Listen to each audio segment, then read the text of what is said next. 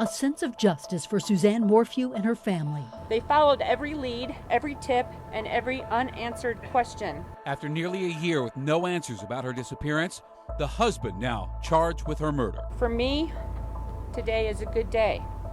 But for my office, this is where the work begins. And questioning the sentence. I was very emotional, very angry, very upset. I could have died. One CSU student is now fighting for change after he was slammed to the ground and held at gunpoint by a former police officer. Unfortunately, my experience won't be the last. I said, I don't understand. My son has his mask on. Plus, forced off a flight before anything went wrong. That was devastating to see my son and my family treated that way. One Colorado mom is now demanding an apology. Oh, Suzanne, if anyone is out there that can hear this, that has you, please, we'll do whatever it takes to bring you back. We love you, we miss you, your girls need you. No questions asked. However much they want, I will do whatever it takes to get you back. Honey, I love you. That was Barry Morphew then. He made this emotional plea nearly 1 year ago, just about a week after his wife Suzanne went missing. And this is Barry now. His picture just released by law enforcement. Investigators now believe he's responsible for her murder. Thank you for joining us for Denver7 News at 6. I'm Ann Trujillo. And I'm Shannon Ogden. Denver7 Sloan Dickey joins us live in Chaffee County, where investigators announced the arrest. And Sloan, investigators are still piecing everything together, including tracking down where her body might be. Absolutely. The Chaffee County Sheriff John Speasy did not give us much information about the nature of this case. They said the investigation is still very much ongoing. And as you said, and another challenge is that investigators still have not found Suzanne or given us any indication that they've narrowed the search for her body. The sheriff did say that law enforcement has been collecting evidence and building their case over the past year leading up to the arrest. And district attorney said that her team has been putting in thousands of hours on the continuing path to bring this case to justice. For me, today is a good day. But for my office, this is where the work begins. There's more work to be done. However, this is an important and incredibly crucial step. And I spoke with several bystanders near the press conference. They said that this search and investigation has been extremely taxing on this town. Friends of Suzanne Morphew told us that though it is difficult to hear that she is likely not alive, it's a good day because the community is one step closer to justice. It's amazing. It's awesome that we finally got some kind of answers. It's nice to know that we've got the person potentially behind bars. Now we have confirmed that Barry Morphew was arrested near Poncha Springs, which is near Salida. He is being held at the Chaffee County Detention Center, and his first appearance in court is set for tomorrow at 10:30 a.m. Reporting live in Chaffee County, Sloan Dickey, Denver7. All right, Sloan, thanks. We're going to have a lot more on his arrest coming up for you tonight on Denver7 News at 10. Also, we have the very latest for you right now on thedenverchannel.com. Letitia Stout will be getting new public defenders. The judge just announced there was a conflict between her and her previously appointed attorneys. Now, you might recall initially she said she would represent herself in these accusations that she murdered her 11-year-old stepson Gannon last year, but she's changed her mind. New counsel will be appointed next week. A former Aurora police officer is now facing charges for allegedly distributing meth and a pipe to a woman while on the job. Back in March, Josiah Coe took the drugs from Medical Center of Aurora, gave them to a woman while she was waiting for a cab. She then went to investigators who found video of Coe giving her the drugs. He was placed on administrative leave during the investigation and then resigned on his own. And we now have new video showing exactly why 2 Denver police officers are being suspended for using excessive force during the protests last summer. In this video, you can see Officer Derek Streeter randomly shoot pepper balls and people on the sidewalk and in cars passing by. He is serving a 10-day suspension. And then in this video, Officer Diego Archuleta is seen firing pepper spray at a car passing through protesters.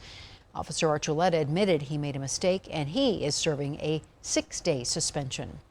A former police officer was just sentenced after holding a CSU football player at gunpoint and putting his knee against his neck. The sentence?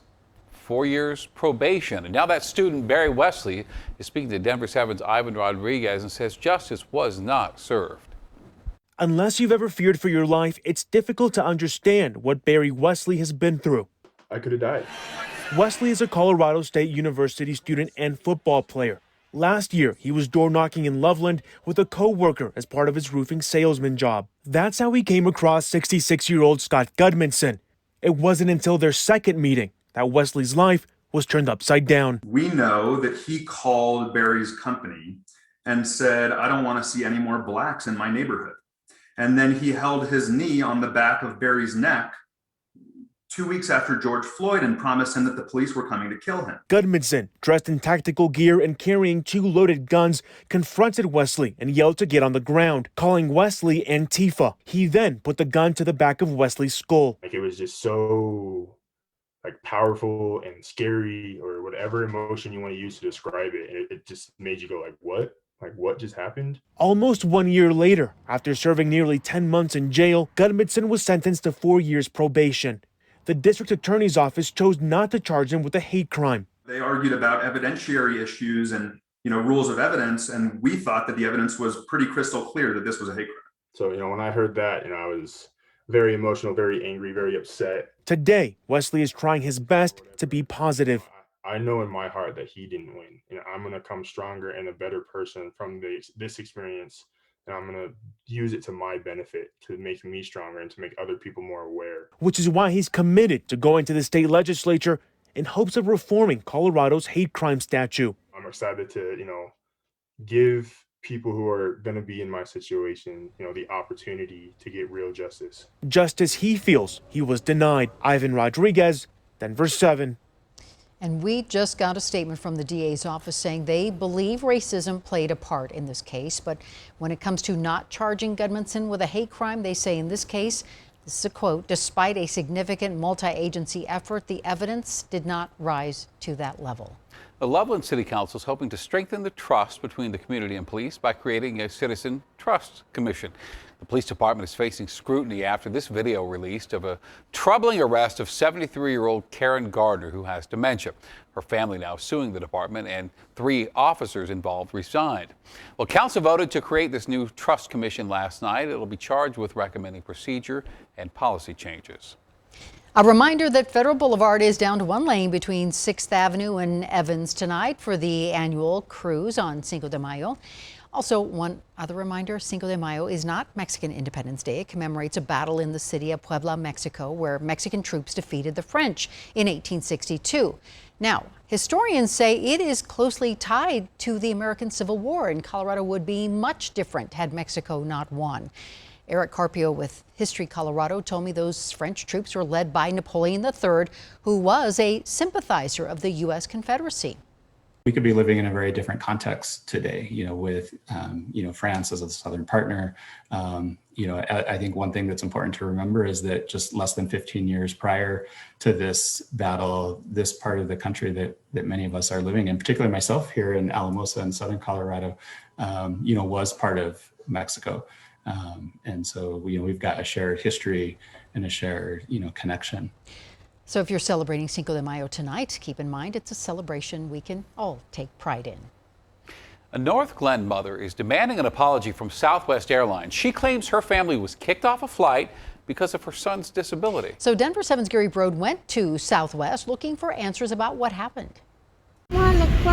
This is 3-year-old Orion Scott on his way back from his Florida trip over the weekend. At his age, he likely won't remember it, but his mother sure will. I am, but as his mother, that was devastating to see my son and my family treated that way. Caroline Scott and her family booked a flight to Fort Lauderdale so her 1-year-old son, Atlas, could meet his 94-year-old great-grandmother. Carolyn says she called Southwest Airlines days before their flight about Orion's disability. I had called Southwest and told them that my son has sensory processing disorder and that he would keep his mask on and that he could, but he might occasionally struggle and that we had the tools and skills to help him with that. Caroline Scott says the airline gave her no warning her son's disability would be a problem. When they got to the gate on Friday, she says they were met with opposition from the pilot, who is concerned the 3-year-old would not keep his mask on during the 4-hour flight. A different supervisor, a female, came and said, "You need to get off the plane. The captain does not feel comfortable with your family flying today." Southwest refunded their tickets. Determined, however, to continue their trip, the family dropped around $1,700 in flights and bags, plus an extra $200 for a hotel,